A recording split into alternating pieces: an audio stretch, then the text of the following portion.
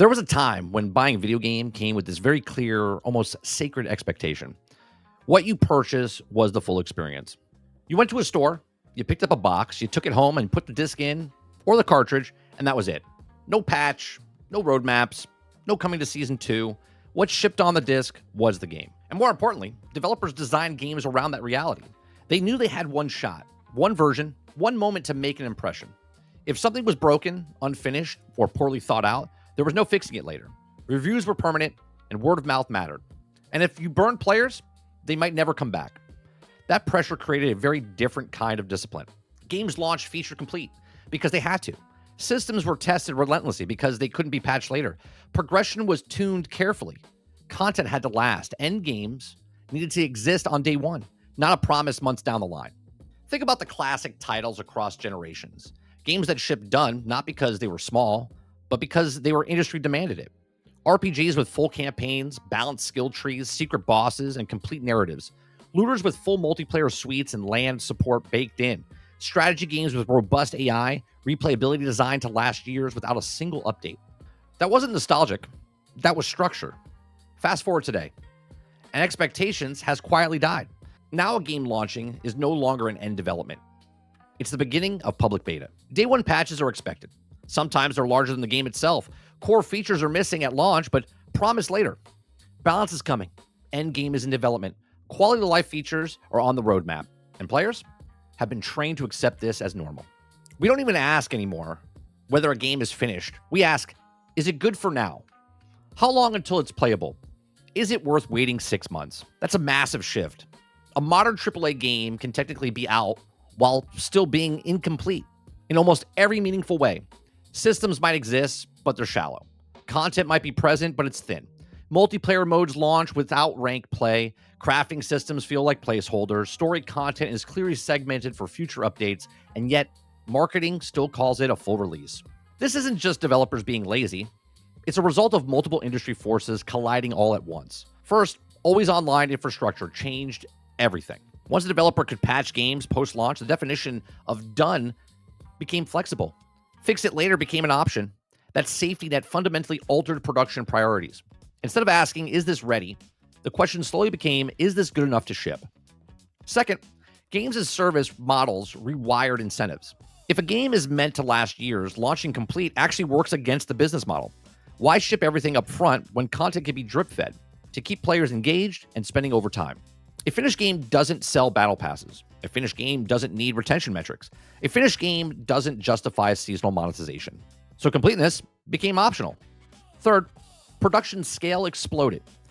Modern AAA games are massive. Hundreds of developers, multi-year pipelines, global studios outsource assets, and ballooning budgets. $200, $300, $400, $1 billion. That complexity makes polish harder, timelines longer, and the risk far greater. At some point, something has to give. And too often, what gives is the launch state. For players, the result is exhaustion. We're tired of buying games that feel unfinished, tired of being told to wait for patches. We're tired of roadmaps that quietly disappear. Trust has eroded. When a game launches now, skepticism is a default. Players wait for reviews, not just from critics, but from the community weeks later. Is it fixed yet? Has become a normal question. And when games fail at launch, even if they improve later, many never recover. When a game launches now, skepticism is at default. Players wait for reviews, not just from critics, but from the community weeks later. Is it fixed yet? Has become a normal question. And when games fail at launch, even if they improve later, many never recover. Because first impressions still matter, even in an age of patches. A broken launch isn't just technical failure, it's a relationship failure. It tells players that their time and their money are secondary to deadlines, monetization, and strategies. Technology didn't ruin the complete game at launch. Business decisions did. Post-launch support could have been used to enhance already finished games, expand them, polish them further, surprise players with extra value.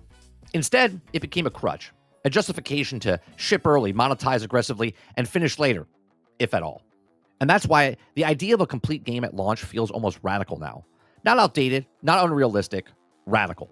Because it prioritizes the player's experience over engagement charts and retention curves and monetization funnels. This shift isn't just about quality, it's about identity. Games used to be products, now they're platforms. And if that transition, something fundamental was lost. The promise that when you bought a game, you were buying a whole thing. That promise shaped how games were designed, how developers approach craftsmanship, and how players form trust. And as more players walk away from AAA launches and towards smaller, more focused games, one question keeps coming up. What if a complete game at launch wasn't outdated, but necessary? Fast forward today, and the expectation that the idea of a launch represents a finished, complete game hasn't just faded, it's quietly collapsed. There was no single announcement, no moment where the industry said, hey, games won't be done anymore. Instead, it happened gradually, almost invisible, until one day players woke up and realized that the launch day no longer meant what it used to. Now when the game launches, this isn't the end of development, it's the start of public beta, just one you're paying full price to access. The language around release has subtly changed to reflect this. Developers don't talk about shipping final products anymore. They talk about building a game with community. Launch is framed as a foundation, not a conclusion. And the real game, we're told, will arrive over time. Day one patches are no longer red flags.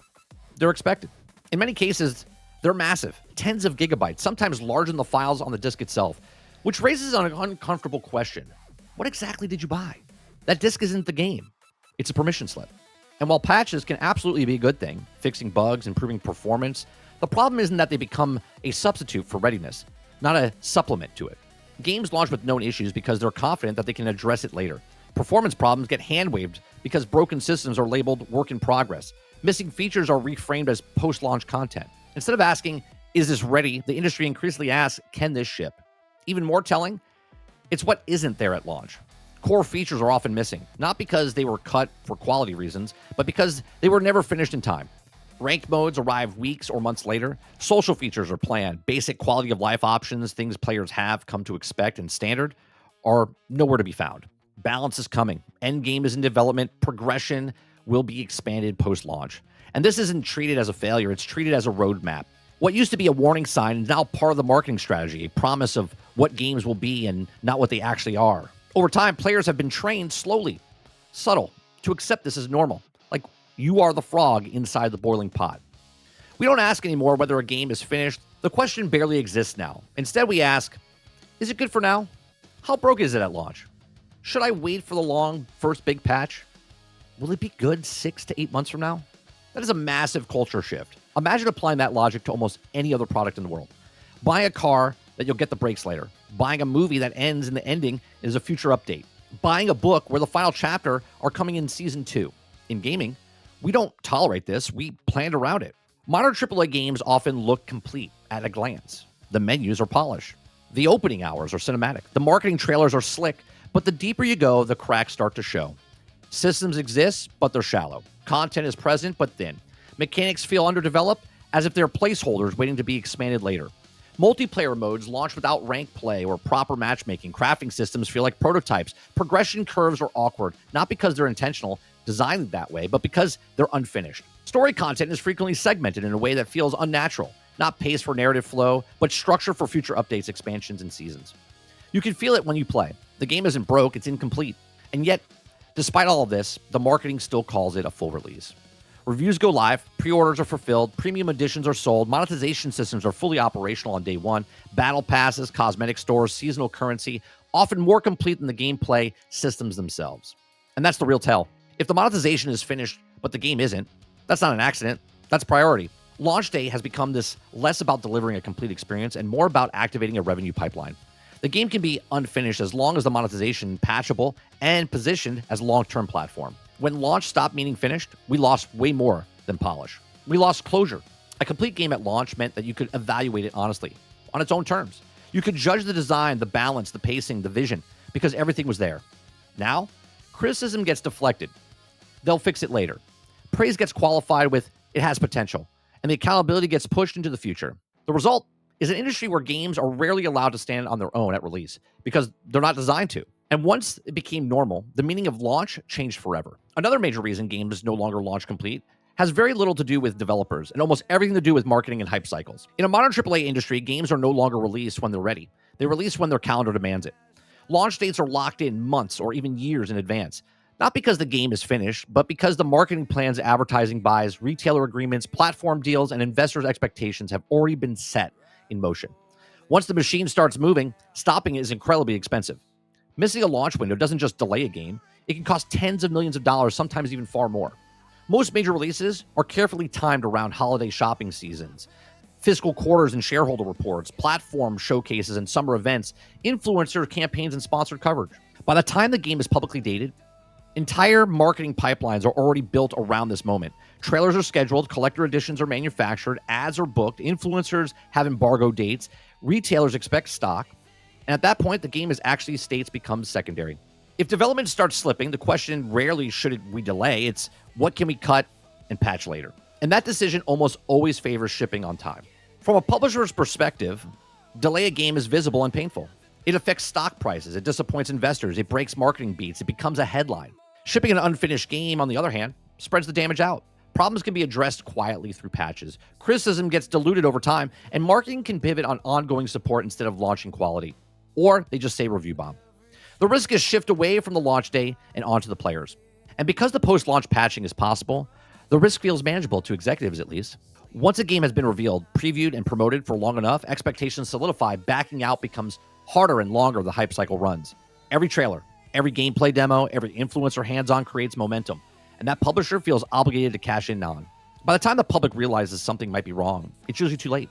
The marketing has already done its job. The pre-orders are already in, the release date has already been promised, and so instead of adjusting the launch, the game is reshaped to fit the launch. This is why so many modern launches feel strangely familiar.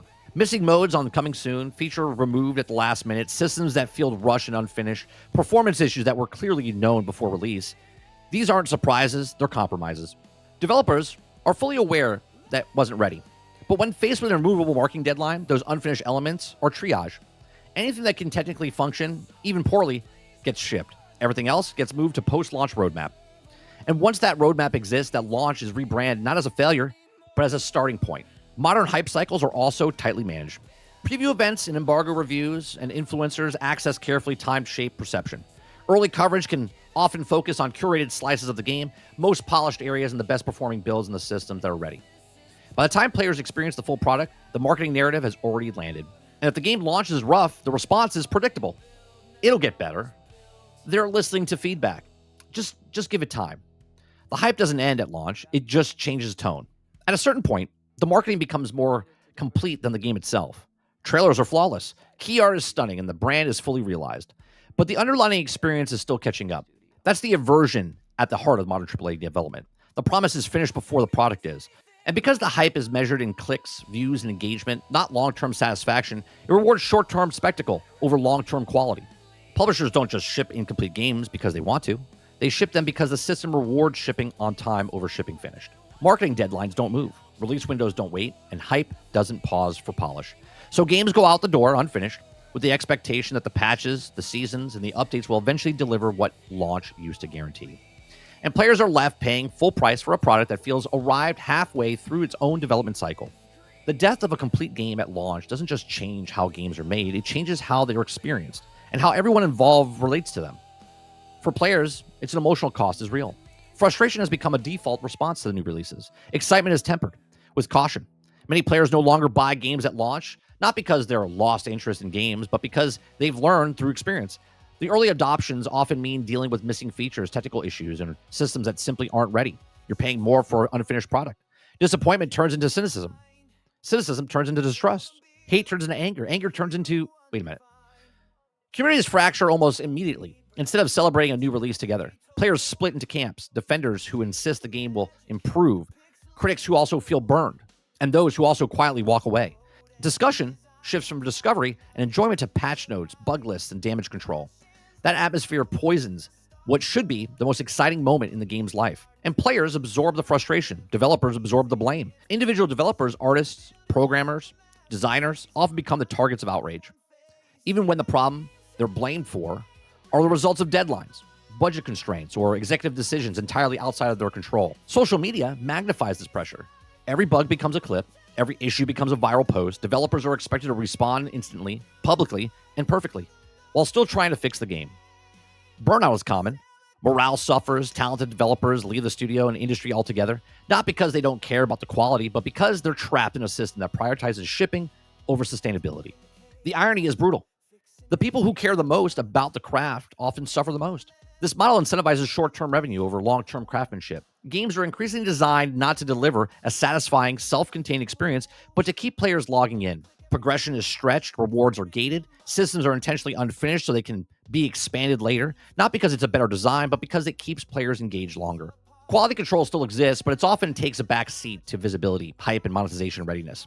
As long as the store works and the servers stay online, everything else can be patched. At this point, it's worth asking an uncomfortable question. What if the complete game at launch isn't coming back? And the expectation of consistent updates have reshaped what successful games look like. The industry has changed structurally. This isn't a temporary phase, it's a fundamental shift. Live service economics, aggressive marketing cycles, streaming culture, and the exception of constant updates have reshaped what successful game looks like. For many studios, shipping a fully finished, self-contained product simply isn't viable or profitable. A complete game doesn't just maximize engagement. A complete game doesn't sustain monetization for years. A complete game doesn't justify a seasonal content model. And players, whether consciously or not, have adapted. Many now accept games to evolve over time. They tolerate rough launches in exchange for promise of improvement. Some even enjoy watching a game grow, patch by patch, update by update. In that environment, completeness becomes less important than momentum. A complete game at launch risks becoming a nostalgic relic, a standard we remember fondly, talk about longevity, but rarely see in modern AAA game development. So where does this leave us? The complete game at launch is dead, not because developers are lazy or because talent has disappeared, but because the industry has evolved around the new economic realities and culture pressures. This doesn't mean quality is gone. It means that quality has been deferred. Games now exist in continuous state of iteration. They are never truly finished, only updated, expanded, and rebalanced over time. Polished features, complete launches still happen, but they're increasingly the exception, not the rule. For players, this means approaching launches with tempered expectations and being selective about the deserves day one support. For developers, it means navigating an industry that values longevity over launch quality, often at great personal cost. And for critics, this means pushing back against hype, demanding accountability, and judging games not to just by what they promise to become, but what they actually deliver on day one. The question is no longer whether games will launch complete. The real question is whether the industry can continue delivering meaningful, satisfying experiences, even if they arrive in pieces, and whether the players will keep accepting the trade-off. So maybe the real issue isn't that games no longer launch complete. It's that the industry stopped treating completion as the goal. What used to be the finish line is now a starting point, and what used to be a promise is now a roadmap. And somewhere along the way, players were asked to trade certainty for potential. That trade-off isn't always bad. Some games generally grow into something special over time. But when incompleteness becomes the default and not the exception, it changes how players trust and how developers create, and how we can talk about games as a medium. The complete game at launch might be gone for good, but it doesn't mean that standards should disappear with it. Players still deserve games that respect the time and the money. Developers still deserve the space to finish what they started. And that industry still has to decide whether or not chasing engagement forever is worth sacrificing the moment when the game finally feels done. Maybe the future of games isn't about going back. Maybe it's about remembering why the standard mattered in the first place. Because progress without accountability isn't innovation, it's erosion. And the future of games won't be decided by roadmaps or patches. It'll be decided by what players choose to support and what they finally stop excusing. Remember how things work. Remember why they matter. And the next time games launch almost finished, you'll know exactly what they really means. If you enjoy this breakdown, let me know what you think in the comments section down below. Do you still expect complete games at launch, or have your expectations changed as well? Subscribe if you want more honest gaming discussions without corporate filter. As always, thanks for hanging out. Thanks for supporting the channel, and I'll see you guys in the next one.